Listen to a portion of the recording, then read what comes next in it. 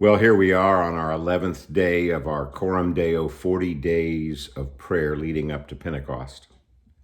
I'm so thankful for the many sharings that some of you have done by writing me how God is speaking to you during this time. I've also been moved and been praying a lot with you as those of you who have written me and said, this is hard. This is hard changing my schedule and my life long enough to let God come and speak to me.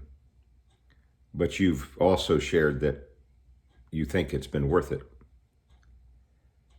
I was in my reflections this week going over some of my old journals, and I ran across one that I had written while I was reading Mere Christianity, not for the first time because I read C.S. Lewis's great classic many years ago, but I actually read it every few years just to remind me of some of the wisdom and some of the powerful things that C.S. Lewis writes in it. And one day I was reading about the fact that Lewis says that the real problem with the Christian life comes where people do not usually look for it.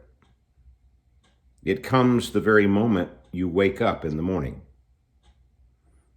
All your wishes and hopes for the day rush at you like wild animals. And the first job each morning for the Christian consists simply in shoving all those thoughts back,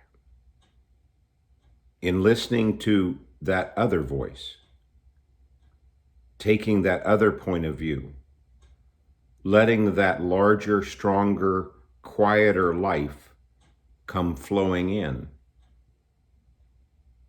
And so on all day, standing back from all your natural fussings and frettings, he writes, coming in and out of the wind. You can only do this for moments, Lewis says. You can only do it for moments at first. From those moments, the new sort of life will spread through your whole system. Because now you are letting him work at the right part of us. It is the difference between paint, which is merely laid on the surface, and dye or stain, which soaks right through. He never talked vague, idealistic things. No, when he said be perfect, he meant it. He meant that we must go in for the full treatment, Lewis writes.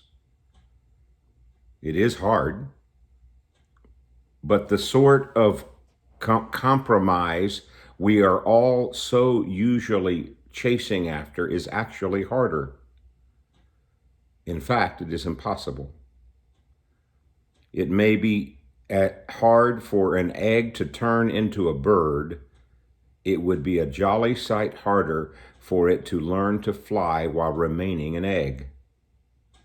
We are like eggs, Lewis writes, at least at present. And you cannot go indefinitely being just an ordinary, decent egg. We must be hatched, or we go bad. Lewis continued to write in Mere Christianity that this is one of the reasons why our faith life must have disciplines of prayer and journaling, and must have disciplines of quiet time and obviously time with the scriptures. And so my deepest prayer is that during this Coram Deo 40 days of prayer, maybe you haven't been able to live that out every day. Maybe one day it's been easy and other days it's been excruciatingly hard. But my prayer is that on this 11th day, you won't quit. Keep making that time for him. Maybe consider especially first thing in the day. And let him come and speak to you. Let him come and fill your mind with more of him. Lord Jesus, I pray right now for all those listening, I pray for those who maybe haven't even started a Coram Deo time of prayer during this season. And I pray that even if it's just for a few moments today, they might quiet their mind, they might come before the Lord, and they might just listen. Have a great day. Bless you.